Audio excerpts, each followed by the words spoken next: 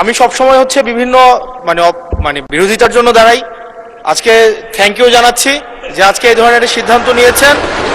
আমার এই অপোজিশন থেকে আপনাদের সবাইকে থ্যাংক ইউ জানাচ্ছি যে একটা বসার অন্তত জায়গা হয়েছে। আমরা লজ্জায় একটা কথা বলি না, এখন এই পার্লামেন্টের সেকেন্ড মোস্ট জুনিয়র হিসেবে একটা কথা বলছি মানে আপনাদেরকে, সেটা হচ্ছে যে আমাদের একটা ইউনো মহোদয়ের একটা গাড়ি থাকে, উপজেলা চেয়ারম্যানের একটা গাড়ি থাকে, আমরা ভাড়ায় গাড়ি চালাইতে হয়। আমাদেরকে যদি আমরা লজ্জায় এটা বলতে পারি না, আমরা এটা লজ্জায় কোথাও বলতে পারি না।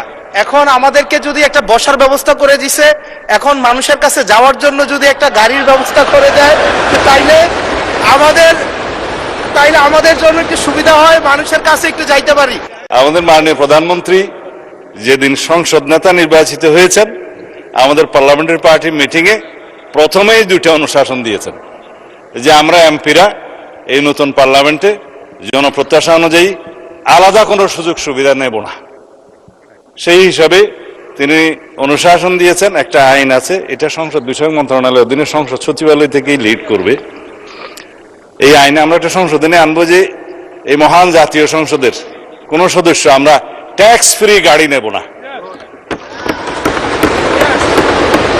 এইটা মাননীয় সদস্য বাদে বাকি সবাই তালে দিছে, কিন্তু আমাদের মাননীয় সদস্য ছাড়া দিছে।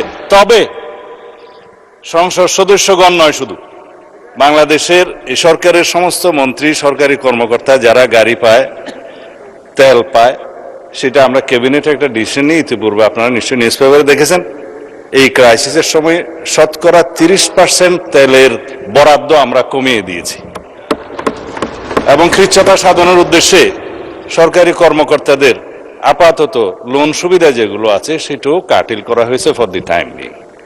মাননীয় সংসদ সদস্য নিশ্চয়ই অফিস পেয়ে খুশি হয়েছেন, আবার গাড়ি না পেলে নাখুশ হবেন। তো সেই জন্য কিভাবে কি করা যায় সংসদ সদস্যদের যানবাহনের ব্যবস্থা, সেটা আলাদাভাবে আলাপ আলোচনা করে সরকারি দল বিরোধী দল একটা বিহিত ব্যবস্থা করার জন্য আমি মাননীয় প্রধানমন্ত্রীকে অনুরোধ জানাচ্ছি। আমি আজকে ধন্যবাদ দিতে দাঁড়ালাম, কারণ বিরোধী দলেরই একজন সদস্য তিনি এই দাবিটা সামনে এনেছিলেন।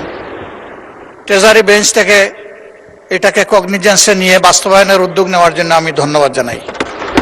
তবে একটা কথা আছে যে ছোটদেরকে কখনো না বলতে নাই, তাদের আবদারে সবসময় হা বলতে হয়। হাসনাত আব্দুল্লাহ বলে ফেলেছে, সাথে সাথে না না বললে আমি বেশি খুশি হইতাম। আমি চিন্তা করেছিলাম যে এত বড় খবরের পরে বিরোধী দল থেকে কিছু মিষ্টি খাওয়াই দিব, কিন্তু এখানে এসে বাধাগ্রস্ত হয়ে গেছি, পারলাম না, একটা ধাক্কা খাইলাম। মাননীয় স্পিকার, আপনাকে ধন্যবাদ।